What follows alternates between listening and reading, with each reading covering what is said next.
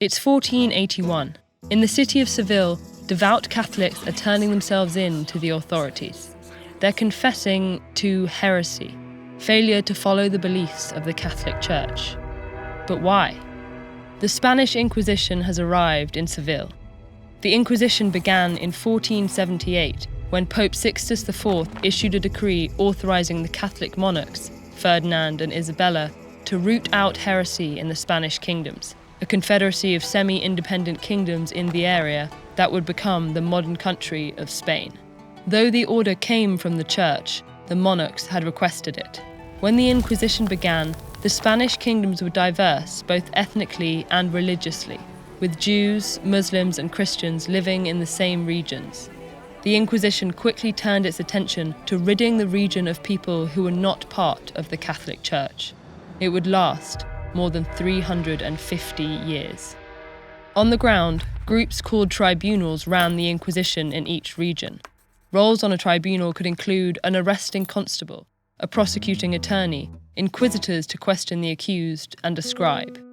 A Grand Inquisitor, a member of the clergy selected by the king and queen, almost always led a tribunal. The Inquisition marked its arrival in each new place with an Edict of Grace. Typically lasting 40 days, the Edict of Grace promised mercy to those who confessed to heresy. After that, the inquisitors persecuted suspected heretics on the basis of anonymous accusations. So the confessors in Seville probably didn't see themselves as actual heretics.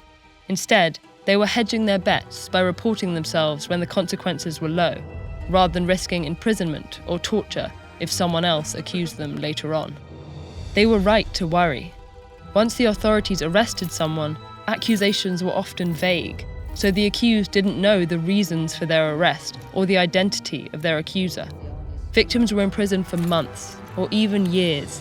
Once arrested, their property was confiscated, often leaving their families on the street. Under these conditions, victims confessed to the most mundane forms of heresy, like hanging linen to dry on a Saturday. The Inquisition targeted different subsets of the population over time. In 1492, at the brutal Grand Inquisitor Tomás de Torquemada's urging, the monarchs issued a decree giving Spanish Jews 4 months to either convert to Christianity or leave the kingdom. Thousands were expelled, and those who stayed risked persecution. Converts to Christianity, known as conversos, weren't even safe, because authorities suspected them of practicing Judaism in secret. The hatred directed at conversos was both religious and economic, as conversos made up a large portion of the upper middle class. The Inquisition eventually shifted its focus to the Moriscos, converts to Christianity from Islam.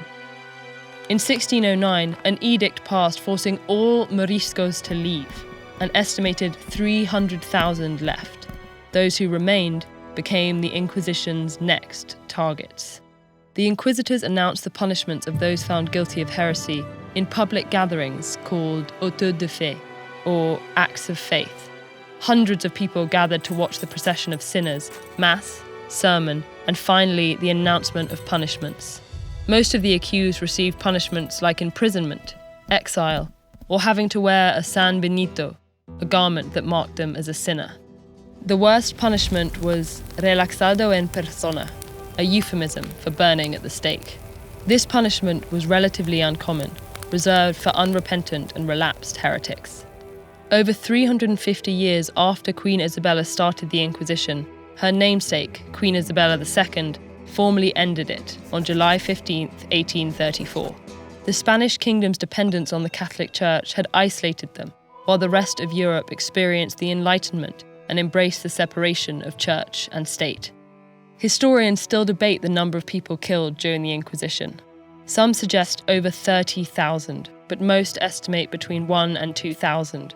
The consequences of the Inquisition, however, reach far beyond fatalities. In some places, an estimated 1/3 of prisoners were tortured. Hundreds of thousands of members of religious minorities were forced to leave their homes, and those who remained faced discrimination and economic hardship. Smaller inquisitions in Spanish colonial territories in the Americas, especially Mexico, carried their own tolls. Friends turned in friends, neighbours accused neighbours, and even family members reported each other of heresy. Under the Inquisition, people were condemned to live in fear and paranoia for centuries. Travel to Mexico to meet Sor Juana Inés de la Cruz, a rebellious nun living under the influence of the Spanish Inquisition, with this video. Or head to the 17th century Massachusetts and witness what happened to those accused of witchcraft with this video.